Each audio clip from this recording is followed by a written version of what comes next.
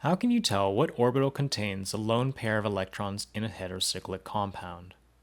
This question can be quite confusing, but if we work through this one step at a time, it's not as intimidating as it first looks. Here, we'll be looking at two similar looking example molecules, pyridine and Pyro. We will first determine what orbital contains the lone pairs for each of these molecules, and in the process answer another question that comes up quite frequently, which is, if the nitrogen in a compound has 3 sigma bonds, does this automatically make the nitrogen sp3 hybridized? Let's start with pyridine. The lone pair of electrons in question are the ones that we see here. Now, pyridine is an aromatic heterocyclic compound, and it has several resonance contributors, as you can see here.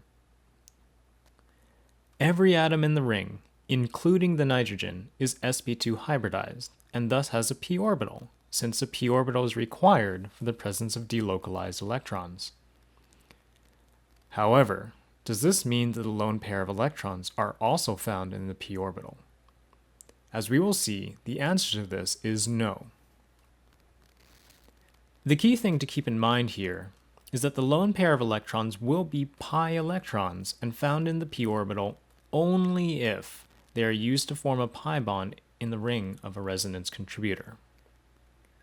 What you notice is that the lone pair of electrons are not delocalized. They are localized to the nitrogen atom. They are never found forming a pi bond ever in any of these resonance contributors. They are never shared with any of the other atoms and thus stay localized to the nitrogen, as you can see here. Based on this information alone, we can already say that this lone pair of electrons must not belong to the p orbital. Since this nitrogen is sp2 hybridized, this must mean that the lone pair of electrons are located in an sp2 hybrid orbital.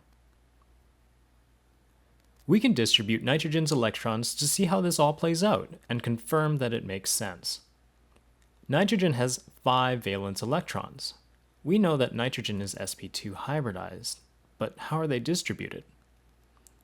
We know that the lone pair of electrons do not form pi bonds, and thus they must be found in the sp2 hybrid orbital shown here in orange.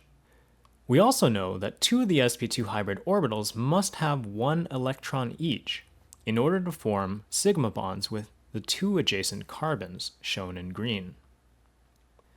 This leaves 1 electron to be distributed into the p orbital. We can also check the molecule Pyro to check to see which orbital contains the lone pair of electrons. On first glance, Pyro looks relatively similar to pyridine, but we'll soon see that the answer that we get is quite different. You'll see that this nitrogen is bound to 3 atoms. Does this mean that it is sp3 hybridized? Well, the answer is no. Contrary to popular belief, this so-called rule is not necessarily true in all circumstances, and I'll show you why on the next slide. Like pyridine, Pyro also has multiple resonance contributors, as shown here. The nitrogen atom will form a double bond with an adjacent carbon in several of the resonance contributors. This means that it cannot be sp3 hybridized. This is because the formation of a double bond requires a p orbital to form a pi bond. There are no p orbitals in an sp3 hybridized atom. This means that our nitrogen is sp2 hybridized. Knowing this, it would be easy to assume that the lone pair of electrons are in an sp2 hybrid orbital, just like pyridine, but they are not. The major difference here is that with Pyro, the lone pair of electrons are delocalized and are used to form pi bonds. This means that they are found in the p orbital. Again, based on this information alone, we can already conclude that the lone pair of electrons shown in Pyro will be found in the p orbital. Again, we can distribute nitrogen's electrons to see how everything plays out.